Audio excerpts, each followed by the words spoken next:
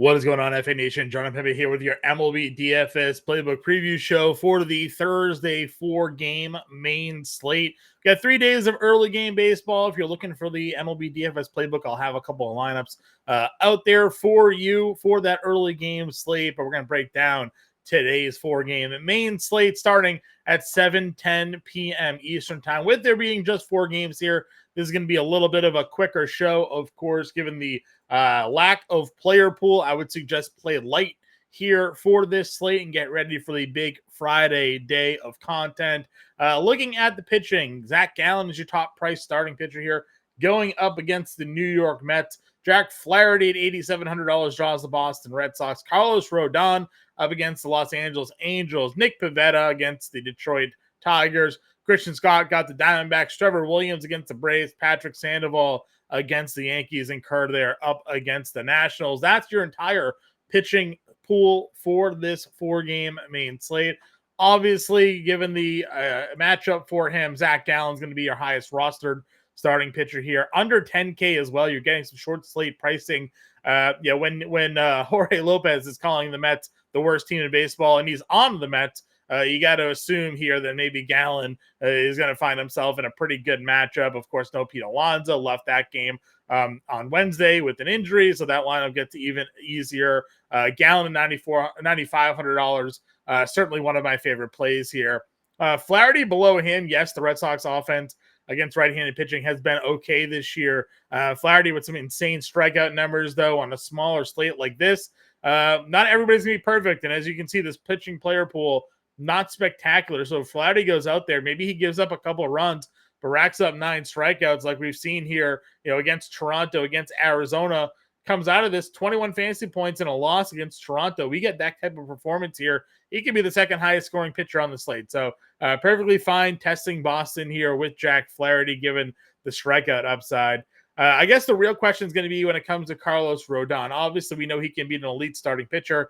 He just shut out the San Diego Padres in his last outing here. Nestor Cortez the other day, we talked about this. The Angels, basically a top 3 offense this year against left-handed pitching. Cortez got out of that game relatively unscathed, didn't pitch too deep, did give up a couple of runs. Wasn't his best performance, but wasn't exactly, a terrible outing either. Rodon I consider to be a better pitcher overall here, but we have to at least take into consideration just how good the Angels are against left-handed pitching. So if you're going Rodon, he's going to have some win equity, obviously, because the Yankees offense going up against Patrick Sandoval, that looks like a pretty favorable spot here. But if that Angels offense gets to him and Rodon only goes 5 and gives up a few runs and he doesn't get the strikeouts or the win, then you're looking at a guy you're paying $8K for that might only get 10, 12 fantasy points. So take that into consideration as you work your way down.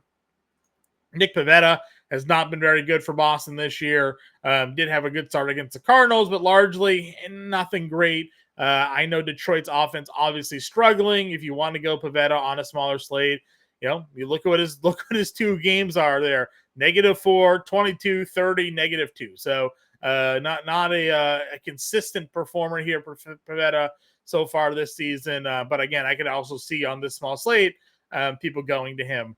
Christian Scott against Arizona, not really looking to go there, even though Arizona's been much worse against righties and lefties. Trevor Williams is kind of interesting. We've talked extensively about Trevor Williams on this show this season. The man just continues to produce weak contact. The Nationals will never provide him with a ton of win equity, but in a no decision against Seattle, he had 8 Ks, 22 fantasy points. He is not necessarily a high strikeout guy, but neither was Jake Irvin. And Jake Irvin went and had 10 strikeouts the other day against these same Braves. No Ronald Acuna, in that lineup changes things here.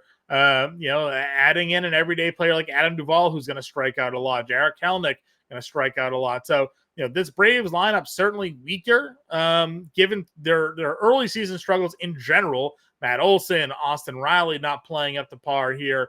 For value play today, if you're spending up for Gallen, probably makes sense to give Trevor Williams a look here, especially, with Atlanta going with Ray Kerr.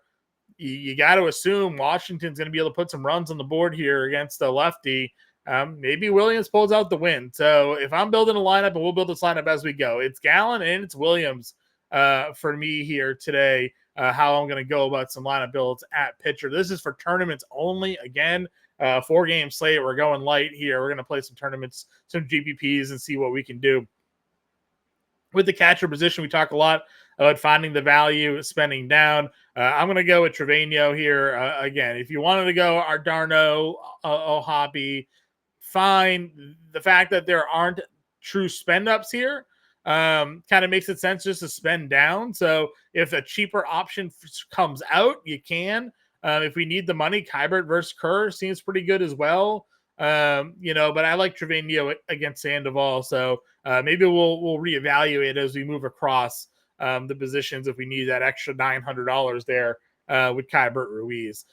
First base, again, you're looking at Olsen up at the top, but we're playing Williams, so we're not going to go there. Christian Walker against Scott. Again, Walker much better against lefties than righties. $4,800. Rizzo gets lefty. Torkelson's been terrible. Not a lot of options here. So I'm going to go with DJ LeMahieu, someone that, again, I know we're going Yankee heavy early, and we're probably going to get another 1 or 2 Yankees here, but on a 4-game slate, I don't think much of Patrick Sandoval here. LeMahieu as a value option at first certainly seems to make some sense. Up at the top is where I'm going to go and actually attack Rodon. I'm all in on Rengifo. He had a big day the other day against, when Nestor Cortez was on the mound there, 3 for 4 in that game with 2 runs scored. He's hitting over 500 against left-handed pitching. Give me Rengifo there at second base against Rodon. Third base, I think, is where you could probably spend up for Devers if you wanted to. Again, just given the depth of this position, there's not much you're likely going to be going to here. So against Flaherty, again, I know there's some strikeout upside here, but you're not going to spend $4K for Verling, Ibanez, Suarez against a righty. No thanks. I think Devers is the clear spend at this spot. Which gives us an opportunity to spend down. I mentioned Zach Nato's numbers against left-handed pitching. He had the second best batting average against lefties in baseball this year, only below Luis Rengifo. So plugging in Nato for some more value at the shortstop position, because, again, otherwise you're looking at Abrams or Volpe, which are fine. But I want to try to spend up in the outfield and plug in Aaron Judge. So plugging in Judge gives us 2 outfielders at $3,700 a piece.